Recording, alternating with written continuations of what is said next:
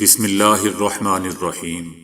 السلام علیکم دوستو، دنیا بھر کی خبروں میں آج آپ سنیں گے، لیکن اس سے پہلے اگر ہو سکے تو لائک اور سبسکرائب کا بٹن ضرور دبا لیں۔ شکریہ۔ انتخابات کے بارے میں شکوک و شبہات بڑھنے لگے۔ یکساں سول کوڈ پر سروے بے بنیاد، فرضی اور گمراہ کن ہے۔ مسلم پرسنل لا بورڈ۔ اسرائیلی وزیر دفاع کے گھر کے سامنے مظاہرہ۔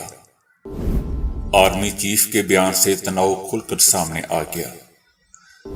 دہلی سیلاب سے ڈوب رہا ہے، الرٹ جاری۔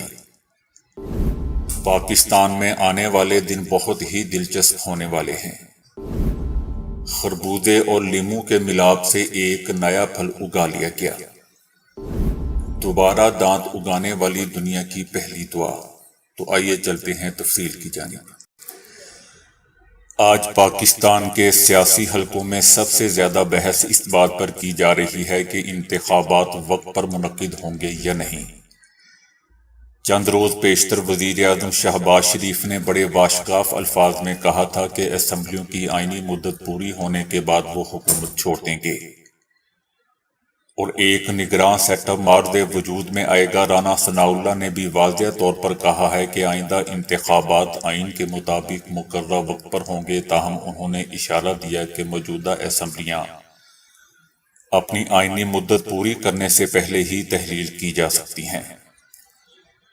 انہوں نے زور دے کر کہا تھا کہ مسلم لیگ نون ہمیشہ وقت پر انتخابات کی حامی رہی ہے۔ پیپلز پارٹی نے بھی موجودہ اسمبلیوں کی مدت ختم ہونے کے ساتھ ہی انتخابات کا اعلان کر رکھا ہے، مگر اس کے باوجود آئندہ انتخابات کے بارے میں قیاس آرائیاں جاری ہیں اور متعدد حلقوں کی طرف سے انتخابات کے انعقاد کے بارے میں شکوک و شبہات کا اظہار کیا جا رہا ہے۔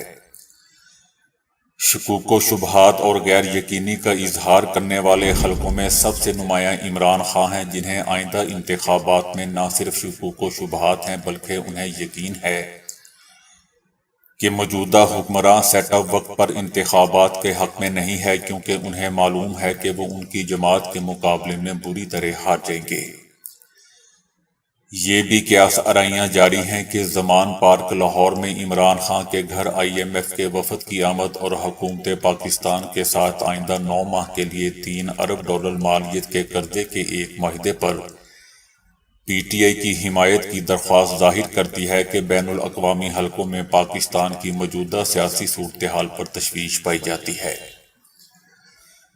ان خدشات کو مزید تقویت مولوی فضل الرحمان کے ان بیانات سے ملی ہے جو انہوں نے شہباز شریف سے ملاقات کے بعد اور اس سے پہلے دبئی میں نواز شریف اور آصف علی زرداری کے درمیان ہونے والی مشاورت پر دیے۔ مولوی فضل الرحمان کا کہنا تھا کہ وہاں پر ہمیں اہم فیصلے کیے گئے ہیں، اور اس پر مولوی نے نہ صرف احتجاج کیا بلکہ دعویٰ بھی کیا کہ انہیں اس مشاورت سے محض اس لیے باہر رکھا گیا کہ ان کی پارٹی موجودہ قومی اسمبلی کی مدت میں توسیع اور انتخابات کو ان کی آئینی مدت سے آگے مؤخر کرنے کے خلاف تھی۔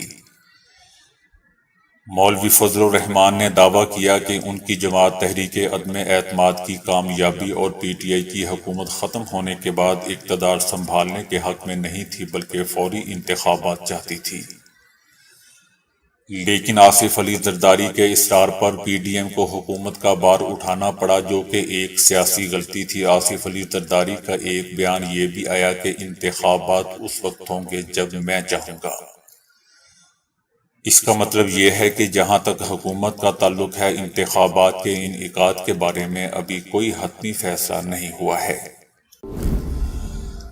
بھارتی وزیر اعظم مرکزی وزراء الیکٹرانک میڈیا کی ڈسکشن اور نام نہاد سروے کے ذریعے یہ تاثر دیا جا رہا ہے کہ گویا یکساں سول کوڈ کا نشانہ صرف مسلمان ہی ہوں گے۔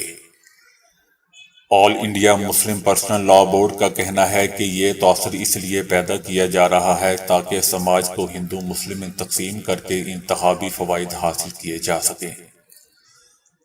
مسلم پرسنل لا بورڈ نے جاری ایک بیان میں کہا ہے کہ مرکزی وزیر داخلہ اور یکساں سول کوڈ ڈرافٹنگ کمیٹی کے سربراہ سوشل مودی کا شمال مشرقی ریاستوں کے قبائلی اور عیسائی فرقہ کے لوگوں کو یکساں سول کوڈ سے مستثنا کرنے کی باتیں صرف ایک دھوکہ ہے۔ ایک نیوز چینل نے اپنے ایک سروے کے ذریعے یہ دعویٰ کیا ہے کہ مسلم خواتین کی 67% آبادی یکساں سول کوڈ کی حمایت کر رہی ہے۔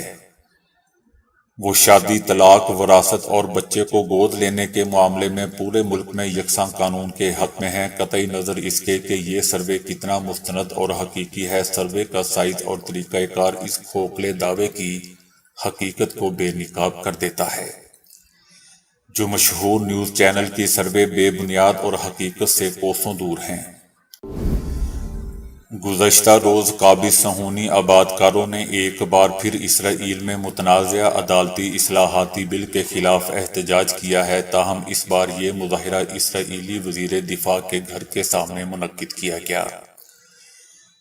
اسرائیل کی ریزرو فورس کے درجنوں اہلکاروں نے ان کے گھر کے سامنے احتجاج کیا۔ دوستو، یاد رہے کہ نیتن یاہو نے اسرائیل میں دوبارہ حکومت بنانے کے ساتھ ہی 4 جنوری کو صہیونی عدالتوں میں اصلاحات کا بل پیش کیا تھا، جس کے بعد اس قابض ریاست میں ہنگامے پھوٹ پڑے تھے۔ نیتن یاہو کو برسوں سے کرپشن، رشوت اور بے ضابطگیوں میں عدالتوں کا مقدمات کا سامنا ہے، اسی لیے نیتن یاہو متنازع اصلاحات کے ذریعے اسرائیل سے فرار چاہتے ہیں۔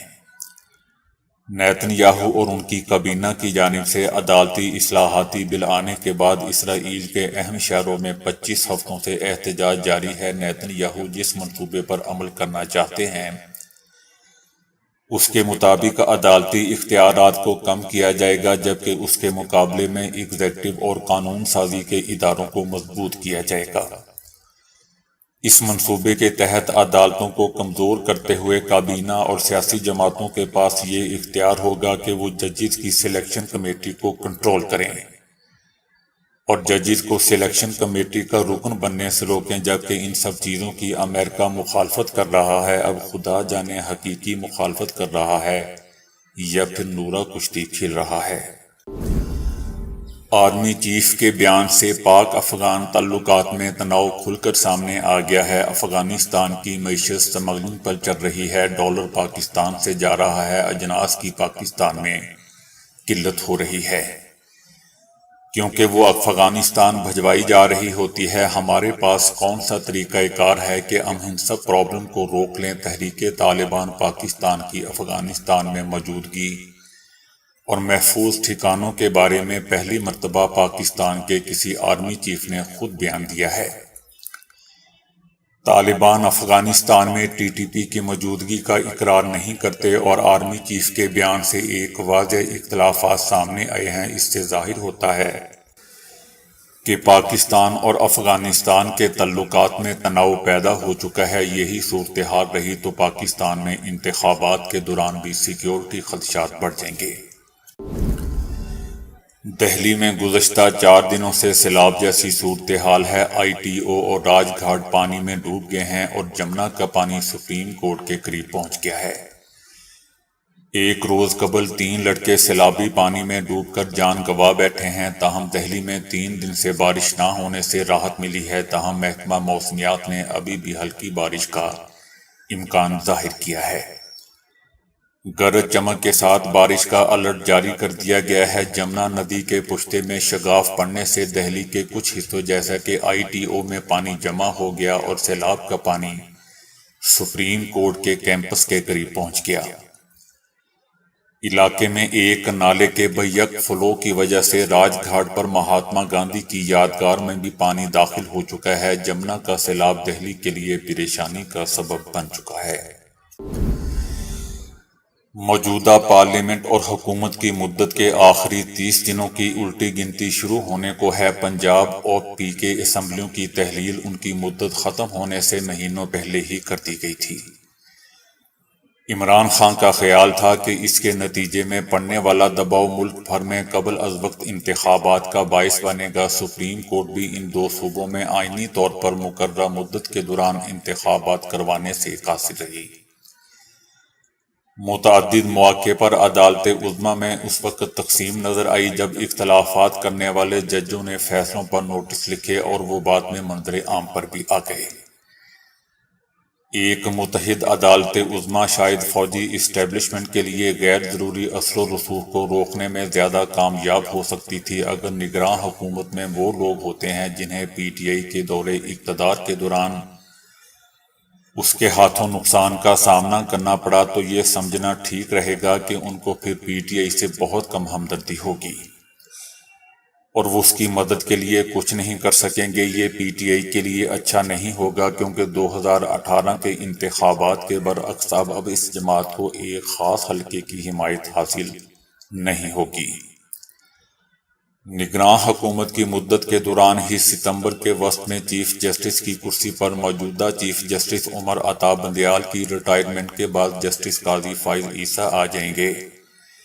انتخابات نومبر کے وسط میں ہونے کا زیادہ امکان ہے۔ اس وقت تک نئے چیف جسٹس کو تقریباً 2 مہینے ہو چکے ہوں گے اور موجودہ چیف جسٹس کے ناقدین کا کہنا ہے کہ وہ نئے چیف جسٹس سے مختلف رویے کی توقع رکھتے ہیں، لیکن یہ سب کچھ قیاس آرائیاں ہیں اور ممکن ہے کہ حقائق کوئی مختلف کہانی سنائیں۔ اس وقت سب سے بڑا سوالیہ نشان اس بارے میں ہے کہ نواز شریف کب پاکستان واپس آئیں گے اور کیا انہیں انتخابات میں حصہ لینے کے لیے وقت پر عدالتوں سے بری کر دیا جائے گا یا نہیں۔ اگر وہ انتخابات میں حصہ لے کر جیت جاتے ہیں تو کیا اس کا مطلب یہ ہوگا کہ شہباز شریف کا بطور وزیر اعظم بہت مختصر دور بس یہی تک تھا، یا نواز شریف کوئی مختلف کردار سنبھالیں گے اور چیف ایگزیکٹو کا عہدہ اپنے بھائی کے لیے چھوڑ دیں گے؟ یقیناً اس کے لیے یہ دیکھنا ہوگا کہ مسلم لیگ نون اتنی نشستیں حاصل کرنے میں کامیاب ہوتی ہے۔ اگر انتخابات کا نتیجہ اس کے برعکس ہوا تو کچھ بھی ہو سکتا ہے۔ ابھی صرف دوستو اتنا ہی کہا جا سکتا ہے کہ آئندہ چند دن بہت ہی دلچسپ ہونے والے ہیں۔ جاپان کے کسانوں نے خربوزے اور لیموں کے ملاپ سے نیا پھل اگا لیا ہے جو بیک وقت میٹھا اور رسیلا اور کھٹاس سے بھرپور ہوگا۔ اس پھل کی کاشت ابھی محدود پیمانے پر کی جا رہی ہے۔ نئے پھل کی شکل خربوزے جیسی ہے لیکن اس پر سبز رنگ کی دھاریاں نہیں ہیں، جبکہ اندر سے یہ پھل سفید ہے۔ کمپنی نے گزشتہ 5 سالوں کے دوران نیا پھل اگانے کے لیے بے شمار تجربات کیے ہیں۔ کسانوں کی جانب سے تیار کیا جانے والا یہ نیا پھل اس وقت جاپان کی سپر مارکیٹوں میں 3128 ین فی کلو تقریباً 6000 پاکستانی روپے کے حساب سے فروخت ہو رہا ہے۔ جاپانی سائنسدانوں نے ایک بہت اچھی خبر کا اعلان کرتے ہوئے کہا ہے کہ ان کی تیار کردہ دوا دانتوں سے محروم افراد میں دوبارہ نیا دانت اگا سکتی ہے۔ اوساکا میں واقع میڈیکل ریسرچ انسٹی ٹیوٹ برائے کیٹانو ہاسپٹل کے سائنسدانوں کا کہنا ہے کہ یہ دوا بطور خاص USAG1 نامی پروٹین کو روکتی ہے۔ اسے بند کرنے کے لیے ایک اینٹی باڈی تیار کی گئی ہے جو کسی مضر اثر کے بغیر USAG1 کا راستہ روکتی ہے۔ یہ کیفیت انڈونیشیا کہلاتی ہے۔ ماہرین کا خیال ہے کہ اسے ان بوڑھے افراد پر آزمایا جائے گا جو اپنے دانتوں کا دوسرا سیٹ بھی گنوا دیتے ہیں۔ سعودی عرب میں خواتین کو سمندر کے مناظر سے لطف اندوز ہونے اور ساحل پر آزادانہ سیر و تفریح کرنے کے لیے ایک ایسے ساحل کی تیاری کا منصوبہ بنایا گیا ہے جہاں صرف خواتین کو داخلے کی اجازت ہوگی۔ سعودی عرب میں دنیا کے پہلے خواتین کے لیے مختص ساحل کی تیاری کا آغاز ہونے والا ہے۔ خواتین کے لیے علیحدہ ساحل میں پرائیویسی کا خاص خیال رکھا جائے گا، جبکہ یہاں سبزہ زار ریسٹورنٹس، قہوہ خانے، سپر مارکیٹس اور دیگر سہولیات بھی موجود ہوں گی، اور اس ساحل پر خواتین کے ساتھ صرف بچوں کو لانے کی اجازت ہوگی۔ خامند جیسی کسی بھی چیز کو یہاں آنے کی اجازت نہیں ہوگی۔ دوستو، ایک طرف مرد و خواتین کو ہر جگہ ویژن 2030 کے تحت اکٹھا کیا جا رہا ہے اور دوسری طرف یہ سارا ڈرامہ سمجھ سے باہر ہے۔ بہرحال جو بھی ہے اچھا ہے۔ خواتین کے لیے علیحدہ ساحل کا ڈیزائن تیار کر لیا گیا ہے۔ تعمیرات کا آغاز 90 روز میں کر دیا جائے گا۔ اس پروجیکٹ کے لیے 5 سالہ منصوبہ تیار کیا گیا ہے۔ یہ پروجیکٹ بھی ولی عہد محمد بن سلمان کے ویژن 2030 کا حصہ ہے۔ جس کے تحت خواتین کو ملازمت، ڈرائیونگ اور کھیلوں کی اجازت کے ساتھ ساتھ تفریح کے مواقع بھی فراہم کیے گئے ہیں۔ شکاگو میں 8 سالہ لڑکی نے گھر میں آگ لگنے پر گدا اٹھا کر نیچے گرا دیا اور اس پر چھلانگ لگا کر اپنی جان بچائی۔ تیسری منزل پر آتش زدگی کے بعد 8 سالہ بچی نے فوری طور پر ایک گدا اٹھا کر نیچے پھینک دیا اور اس پر کود کر اپنی جان بچا لی۔ بچی تیسری منزل کی کھڑکی سے کودی تھی۔ جب عملہ وہاں پہنچا تو انہوں نے 5 سالہ بچے کو دیکھا جو اپنی بہن کی طرح میٹرس پر کودنے کے لیے تیار تھا۔ تاہم عملے نے سیڑھی لگا کر اسے اور اندر موجود 2 سالہ بچے کو بحفاظت بچا لیا۔ واقعے کے وقت تینوں بچے گھر میں تھے اور کوئی بڑا موجود نہ تھا۔ تاہم تیسری منزل سے بڑے اور نوجوان افراد کے کودنے سے انہیں چوٹ لگ سکتی تھی، لیکن بچی اپنی جسامت کی وجہ سے محفوظ رہی۔ بچیوں کی والدہ نے بتایا کہ وہ جاب پر تھی اور ایک پڑوسی کو بچوں پر نظر رکھنے کا کہا تھا، لیکن یہ معلوم نہ ہو سکا کہ اس واقعے کے دوران پڑوسی کہاں موجود تھا۔ دوستو، کبھی کبھی چھوٹی سی چیز بھی خطرناک ثابت ہو سکتی ہے۔ چہرے پر اگر کوئی چھوٹا سا دانہ نکل آئے تو عموماً لوگ اسے پھوڑ ڈالتے ہیں۔ فلپائن کی 17 سالہ لڑکی جس کی ناک پر ایک دانہ نکل آیا جسے اس نے پھوڑ دیا۔ دانہ پھوڑنے سے ایک زخم بنا جو پھیلتا ہوا اس کی ناک اور آنکھوں کے کچھ حصوں کو بھی لپیٹ میں لے گیا۔ دانے کو پھوڑنے کے بعد چند دن تک وہ کہتی ہے کہ مجھے اس جگہ تکلیف محسوس ہوتی رہی، پھر اس نے میرے چہرے پر پھیلنا شروع کر دیا اور سوجن آنے لگی۔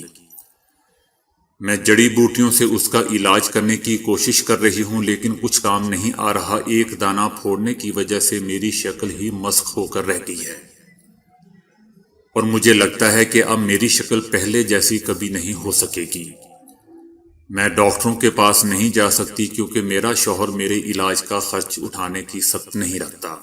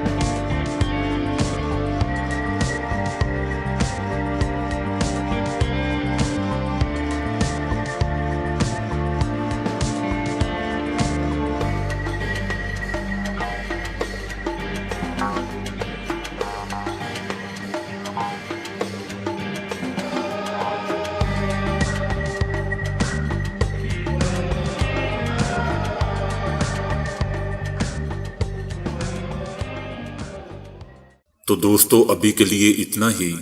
ویڈیو کو لائک اور شیئر کرنے کا بہت بہت شکریہ۔